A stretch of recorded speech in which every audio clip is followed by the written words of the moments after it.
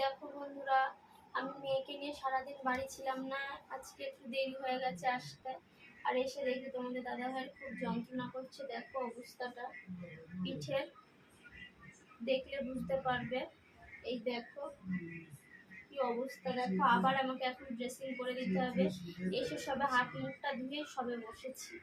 দেখো ব্যথা করছে এই পাশে, এখন শুতে পারে না, এখন ওই পাশে থাকে। আর যখন ওষুধ দিই তখন আবার এই পাশে দিয়ে দিই। দেখো অবস্থাটা,